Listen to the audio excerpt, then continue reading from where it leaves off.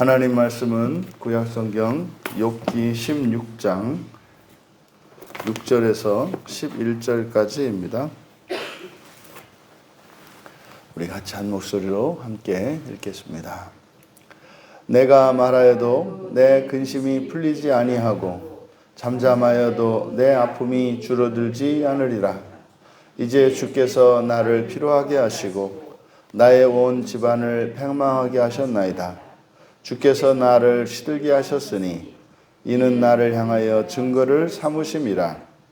나의 파리한 모습이 일어나서 대면하여 내 앞에서 증언하리이다.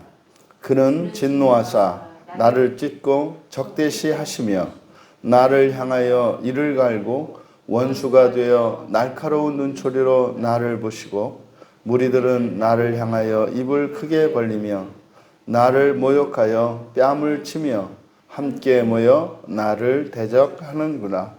하나님이 나를 악인에게 넘기시며 행악자의 손에 던지셨구나. 아멘. 현재의 의미라는 제목으로 말씀의 은혜를 나누고자 합니다. 우리가 함께 읽은 6절에서 11절까지는 8절을 중심으로 해서 대꾸를 이루고 있습니다. 그래서 8절에 나를 향하여 증거를 삼으심이라.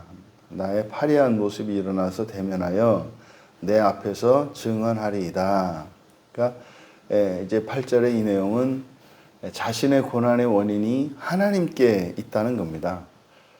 내가 지금 겪고 있는 이 모든 끔찍한 이 불행한 일들, 심지어는 이제 친구들로부터 조롱을 당하고 있는 현재의 자신, 10자식을 잃었고 모든 재산을 다 잃어버렸고 건강도 잃었고 명예도 잃었고 살아갈 소망조차 없는 다 잃어버린 상태.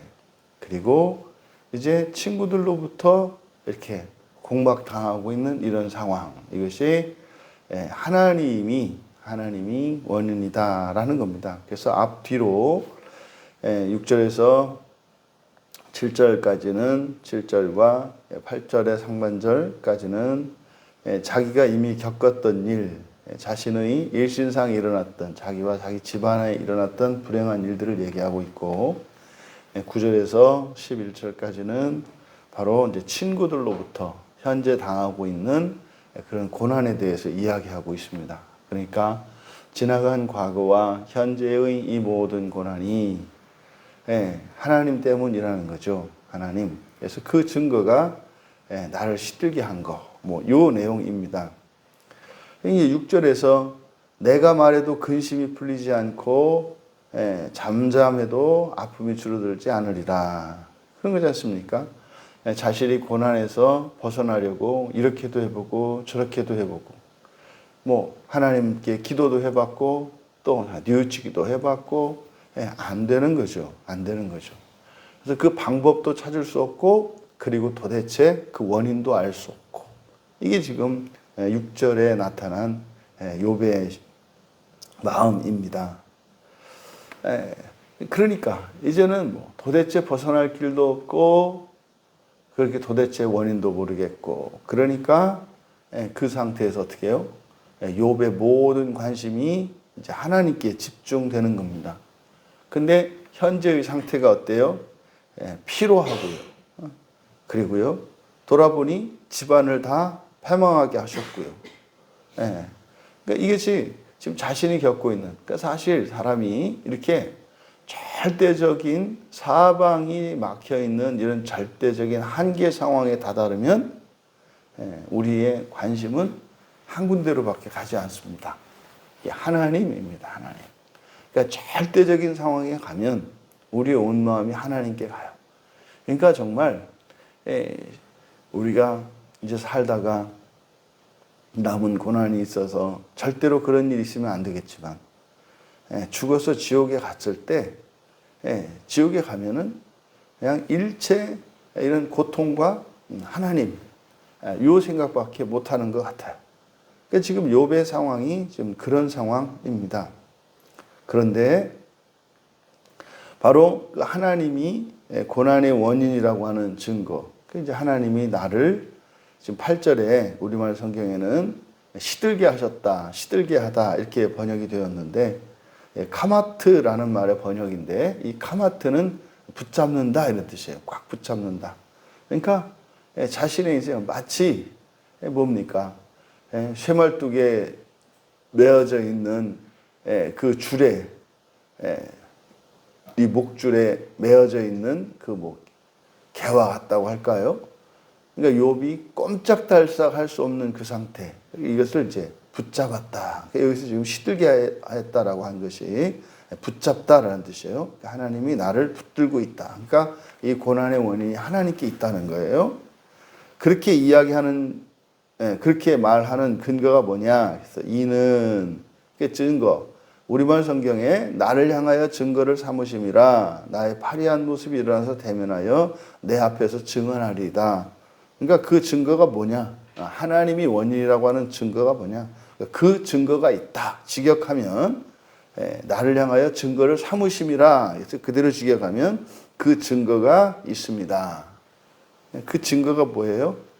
내가 지금 나의 이 파리한 모습으로 대면하여 증거하고 있는 것이 증거입니다. 그러니까 내가 증언하고 있는 것이 증거입니다. 그러니까 지금 내 현재의 욥이 자신의 이 모습으로 그리고 이러한 상태에서 하나님께 이야기하는 이것, 그러니까 보라는 거죠. 누가 나를 이렇게 할 자가 있겠는가? 내가 왜 이런 불행을 겪어야 하는가? 나의 지금 현재의 이 상태와 몰골이 하나님이 고난의 원인이라고 하는 증거입니다. 라고 이야기를 한 거예요. 그리고 나서 이제 9절에서부터는 이제 친구들로부터 당하는 이 고통을 이야기하고 있는 거죠. 그는 진노하사. 나를 찢고 적대시하고 그리고 원수가 되셨다. 그리고 날카로운 눈초리로 날 보시고 그 다음 무리들은 나를 향해 입을 크게 벌리며 나를 모욕하고 뺨을 치고 함께 모여 나를 대적하고. 이 무리들은 누구 계세요? 친구들이죠 지금. 엘리바스를 필두로 한 이 친구들을 말하는 겁니다.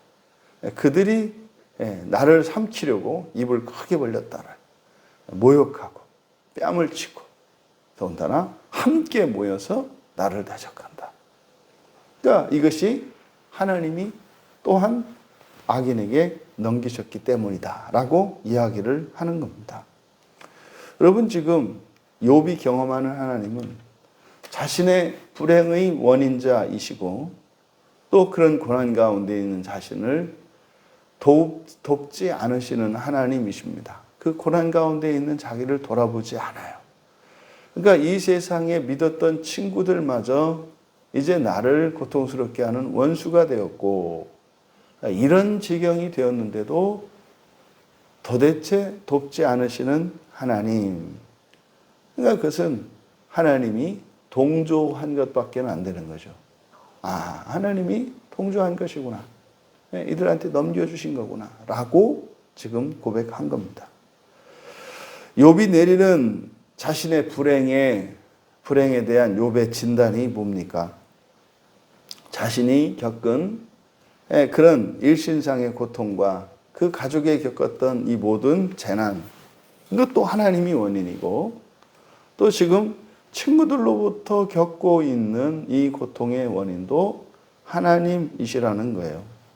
근데 왜 이런 판단을 내렸다고요? 8절에서 그가 하나님이 원인이라고 확신하고 증거를 삼은 이유가 뭐라고요? 현재의 자신의 비참한 모습입니다. 여기서 우리가 현재의 의미를 살펴봐야 합니다. 그리고 잊지 말아야 합니다. 현재가 지금 욥에게는 과거와 미래의 결과로 여겨져요. 현재와 과거의 결과로. 그러니까 현재는 말입니다.